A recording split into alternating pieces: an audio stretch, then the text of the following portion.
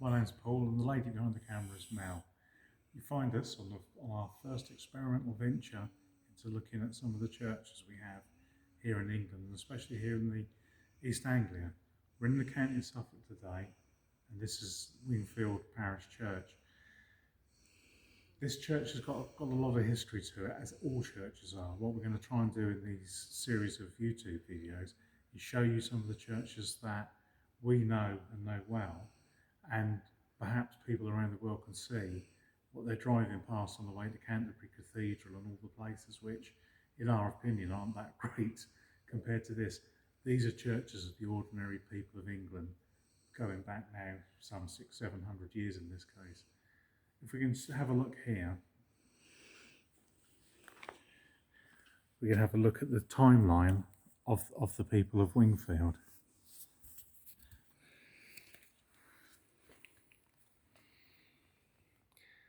I'm going to just do this along in your own time. Just pause and stop and read it on YouTube. If you look at the three little buttons in the corner of your screen, you can see this.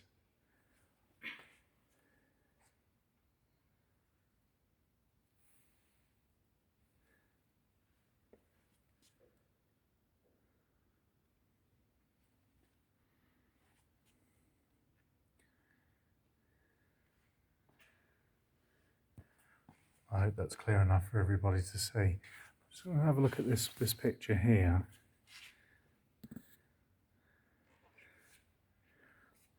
Sorry about my camera skills. This is the first time I've ever done a video of any sort.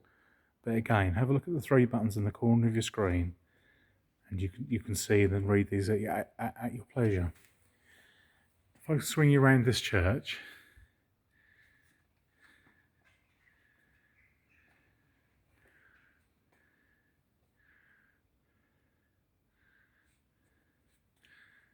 Wingfield Church was built in the 13th century. If we start over here at this side, this is the nave, as we think is perhaps the oldest part of the church, judging by the architecture and the windows. The pews we see, the wooden seats, are 19th century and would have been replaced. This church, like many in this country, has seen immense change down the ages. All churches in this country would have been built as Catholic churches. England was one of the most pious countries in Europe. The Catholic Church, the Pope, had an enormous respect. This all changed, of course, in the times leading up to the Reformation. Probably started with the times of the Plantagenets and King Henry VIII, but this church back in the day would have been incredibly ornate and colourful, full of statues, full of images, and these have all gone. Here is a typical part of an English church built from this time. In fact, all churches really built up until the Reformation. This little staircase goes up here, but if you look, doesn't really go anywhere. It just comes out there. If you walk up that stairs, you're going to fall through that hole in the wall, down onto the floor. What's that, about 12 feet up, 10 feet above us? There would have been, back in the days of the Catholic Church, we'll have a look at the other side as well. In the days of the Catholic Church, there would have been a huge wooden screen. As you can see, we've got another staircase. Let me just show you. Here's a staircase. Let's have a look at it. Well-worn steps, as you can see. It goes through, and again, comes nowhere. Just come out of that hole in the wall. If you can see that piece of stone there, roughly cut at the bottom, this would have been one of the supports for a rood screen. Now, a rood screen was a huge wooden screen which separated the church. Forget the organ. In the early days, this church did have an organ in its very early on. But as you can see, we've got this area beyond here would have been for priests, the clergy, and anybody, normal people, everyday folk, the farm workers, you wouldn't have seen much beyond here, and there would have been this huge ornate screen, and climbing up there would have been youngsters of the choir, and they would sing. So can you imagine? Let's swing round and have a look at the back of the church. If we can see at the end there, we've got the bell tower, there are the ropes hanging where to this day people will still ring bells. But you come in the doors either side, and you're met here by this amazingly ornate screen. None of these exist anymore in English churches. They're just about all gone. And if we have one, we'll have to sit on the pew for a minute. But if you can imagine, you're sitting back here, all the magic of the church. Very few people could read and write. All church business was done in Latin. So this, life was short, life was hard, everything, and there was magic that went on through here. And, we just can't, we've got to get across as well the point that all churches, and you often find them when churches are in this country, especially at this age, that you will find massive paintings on the walls. These are often restored these days, but we had this huge change in this country. We're in East Anglia, and this was the home of, trying to think of the name of them. They call Puritanism. Oliver Cromwell, who was the ruler of England and Great Britain, although it didn't really exist much at that time. In this country, our Parliament beheaded our king, and we had a period of 11 years called the Interregnum, where Oliver Cromwell was the ruler of this country. And this wave of Puritanism, which is especially staunch in this part of the country, tore these churches to pieces. Absolutely all the ornate stuff had gone. The rood screens were pulled out, and these places became sort of very, very stark in comparison to what they were. In fact, this church in its history was more or less left alone for 300 years. In fact, the nave, if I can swing round, the nave on this side, which we have already said is the oldest part of the church, was likely to be the only part of the church used. I'm going to walk through now up to the end here. If we can have a look. We've got the 19th century organ in there. It's probably even later than that. But let's have a look at these pews.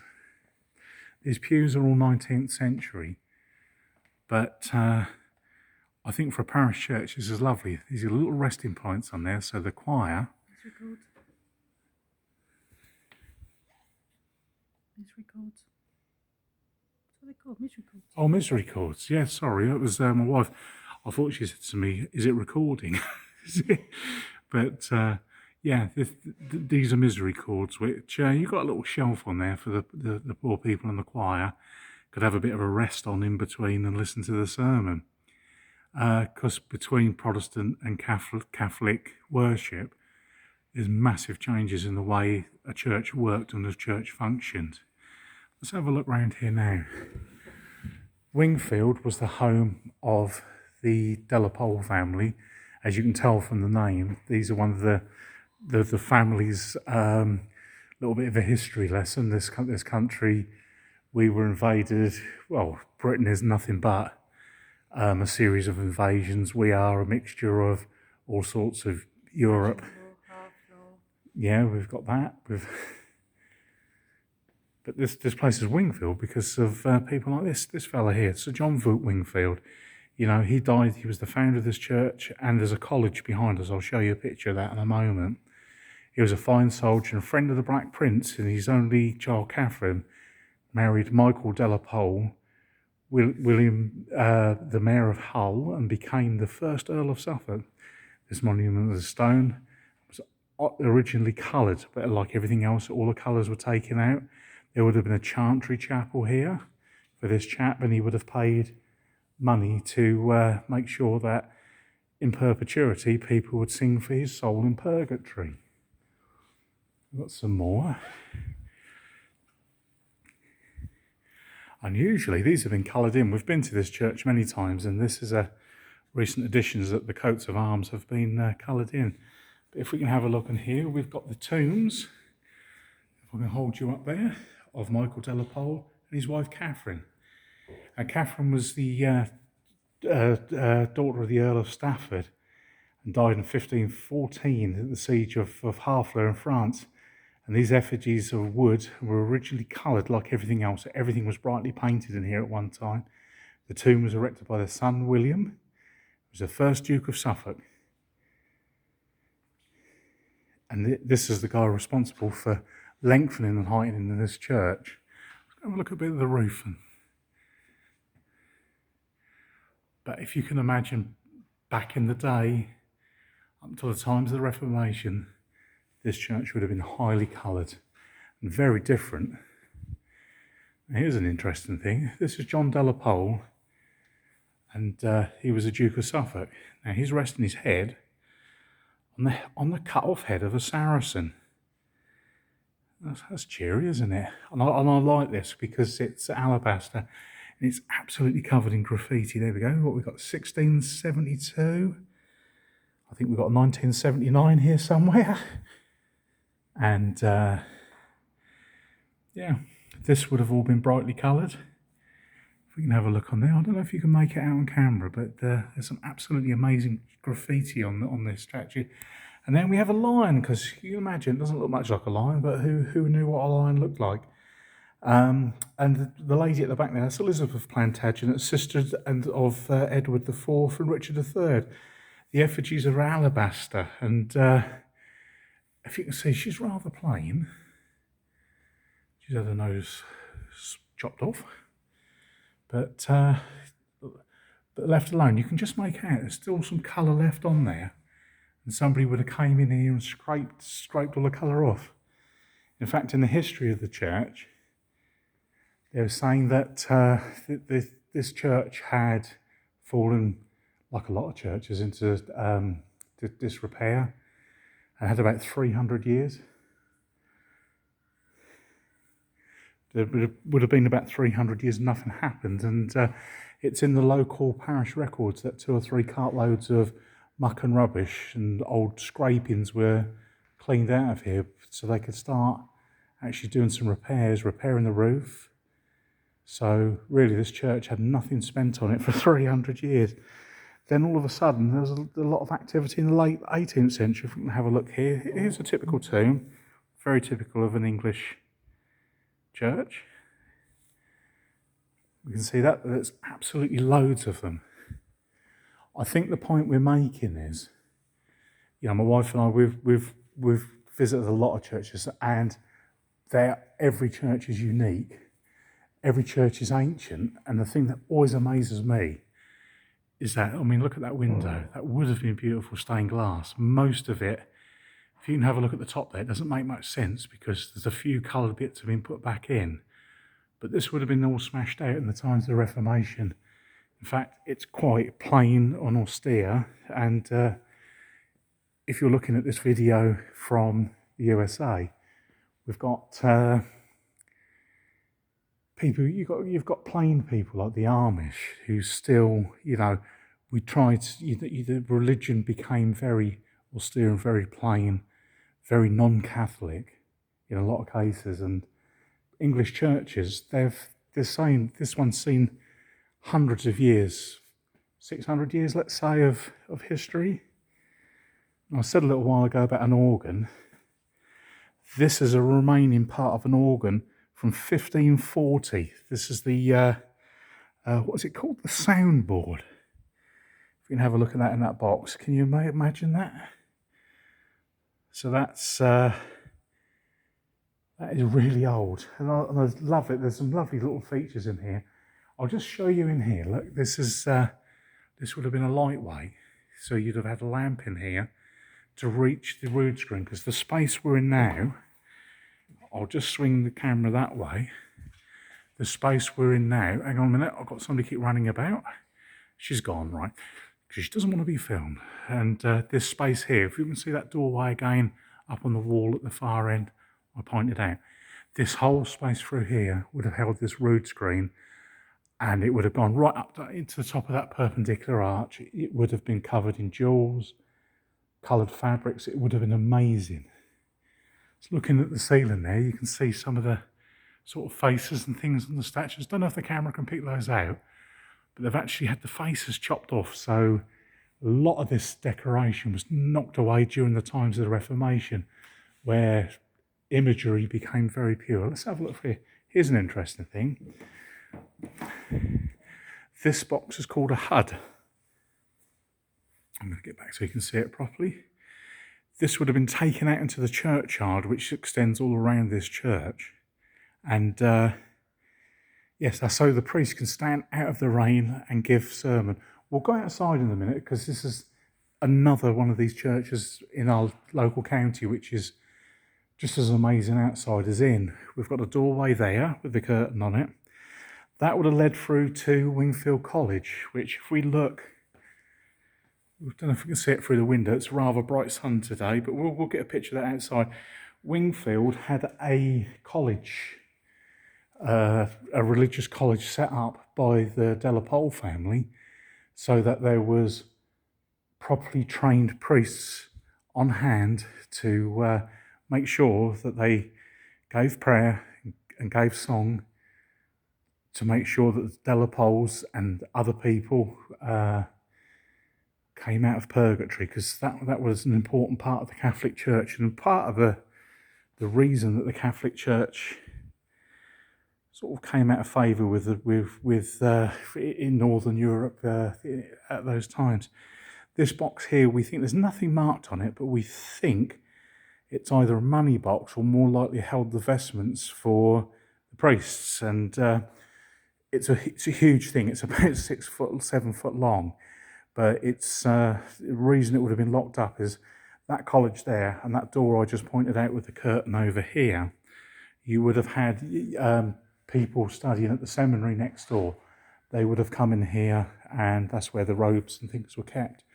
But interestingly, at the end here, if you can see those little alcoves with the statues in it, these have been put here in 1950. But images like this whole church would have been just full of those, and they've been put back in. But if we can have a look, we'll have a look outside, because these images would have been everywhere in an English church, and as you can see on there, they've been placed back in, but there would have been statues there 500 years ago. I'm just going to swing round now and we'll come back down through.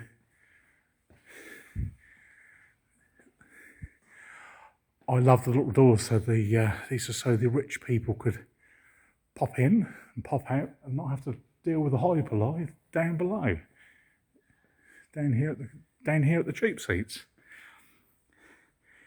This cover here is for a tomb. This would have had ornate brass covers on it, and a lot of churches, these have been removed because unfortunately they do become prey to people. The metal is very valuable, and they do get peeled up, so a lot of them have just been removed. It's either been pinched or it's been removed for its safety. Let's go down and look at the font.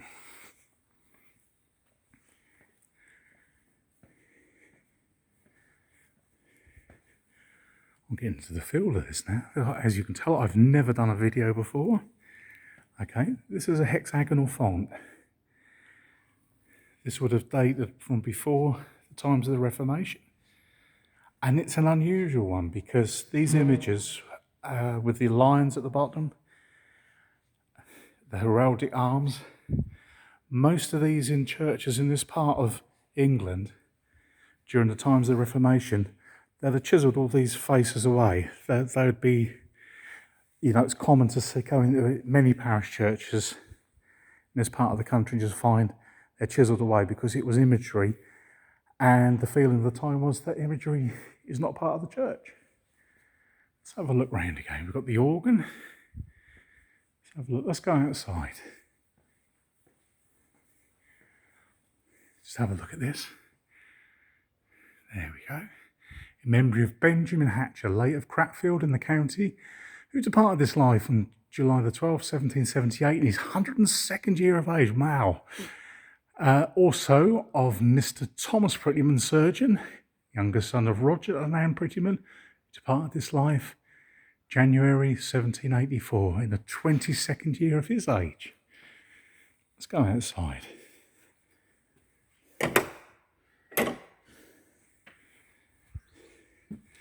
You find this in late March 2022. Just want to show you a bit of the churchyard. We've got the beautiful pub across the road, the Delapole Arms. Unfortunately only open about 2 or 3 days a week now. But if we have a walk this way, let's have a look at the churchyard.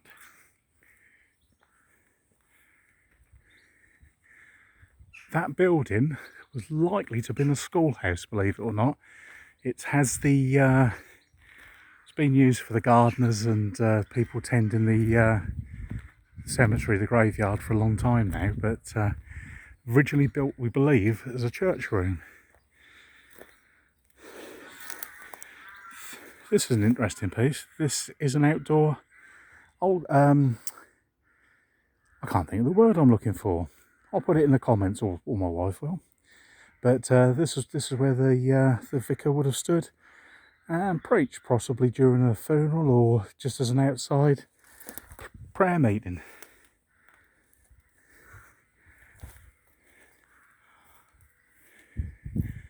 Neither of my wife or I are religious at all. What a beautiful building. If you've ever wondered on the building what those big metal X's are, sometimes you see big metal discs. They actually hold a pin, if I can point it out, in the middle. There's a bolt. And what they would do, if the building started to bulge, they would heat it up on a big open fire, quickly pass that metal bolt through and tighten up that nut on the end. And as it cooled, the metal, it would pull the walls back into shape. A lot of buildings, especially in this part of the world, have those. But this, we believe, was a schoolhouse.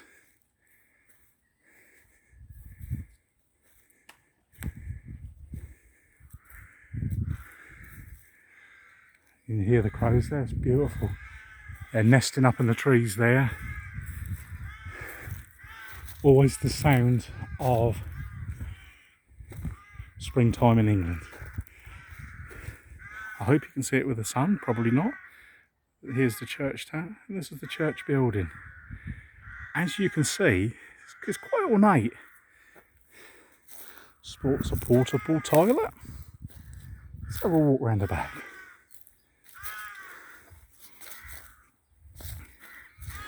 But the bit that amazes me, and amazes both of us, and we've travelled around the country and also Ireland and Scotland and Wales looking at churches, is that these buildings, let's get it straight now, this stone came from Lincolnshire to build this. The only things that may have been local would be the flints in the wall in its structure. If I can get out of the sun a bit, you can probably see a bit easier. Do apologise, as I say, first time ever filming, but let's have a look. These flints would have been faced, so you've got the shiny inside of the flint on the outside, but this stone at the end, this has all been brought here by cart, by barge, dragged down the coast from Lincolnshire. There is no local stone in this area, so everything here, even the headstones, would have been brought here from outside the area. As a historical note, the Roman road from Colchester, which used to be Britain's capital, Calamadune. Oh, have I got that wrong? Colchester. What was it called? Caladunum. That ran to Norwich, which was another Roman town, and that runs quite close to this village. This village is strange. It's got a castle, but it's very spread out. It's an old Norman baronic estate. The houses here are really spaced out. There's not much of a central village anywhere, and the houses are really spread out. Just showing you the side of the church here. If we go back and have a look at the tower,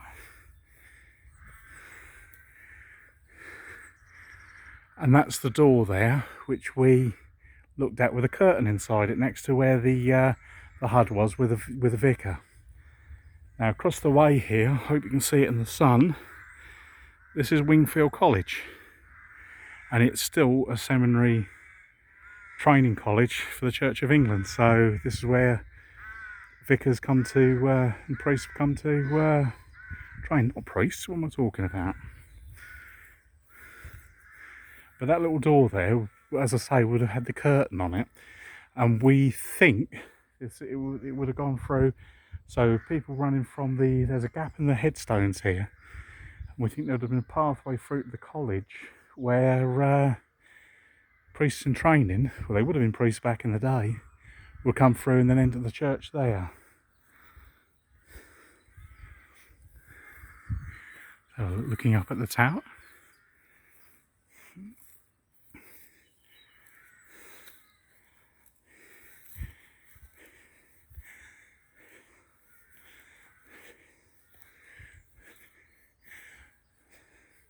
Very fine gates. This would have been the main entrance for people back in the day. It's funny, if we can do more of these videos. Oh, it's open, we can go in.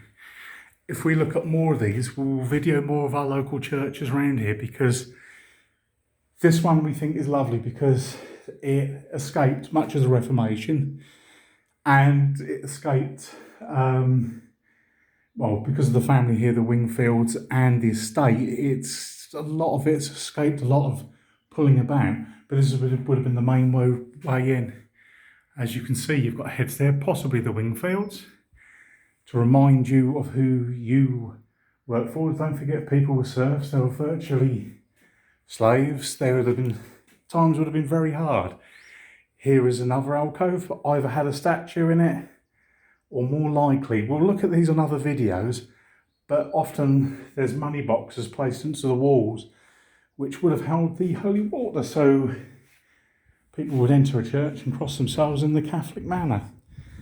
Let's have a look at this. That's Wingfield College there.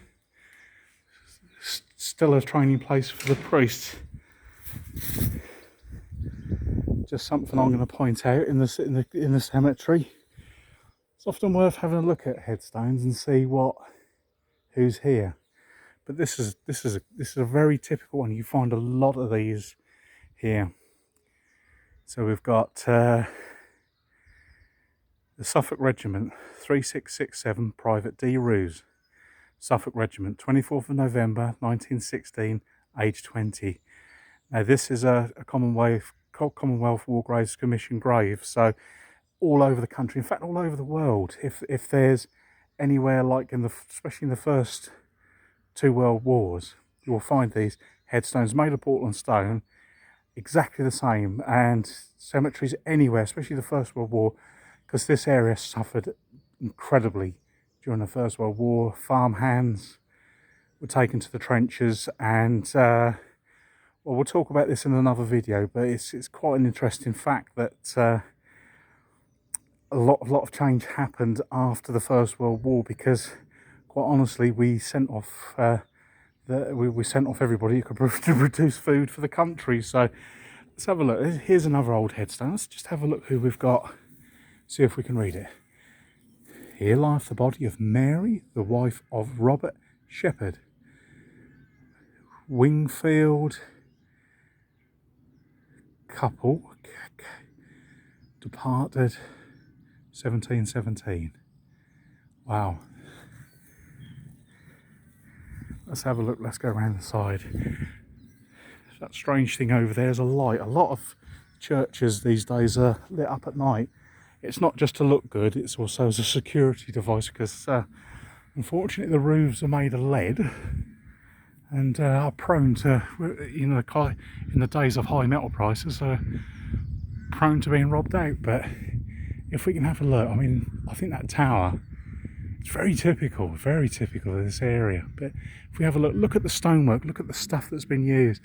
There's old bits of brick. Every time bits of the wall would have fallen down in time, and they've just been repaired with whatever's at hand. Like I say, there's no local stone here, so all there would have been is later on is some brick. But, I mean, if we look in there, look, we've got tile, bits of stone. the slits have got glass in there, but they would have been to let light. Obviously there's a big bell tower up there, and look of it, there's about 6 bells up there. Let's go around the front.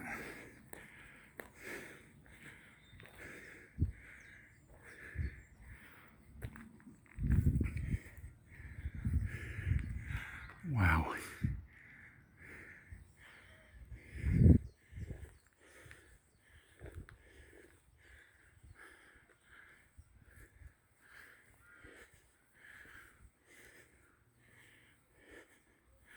Well, I hope you've enjoyed this. I'll say it again, this is the first time I've ever done a video of anything.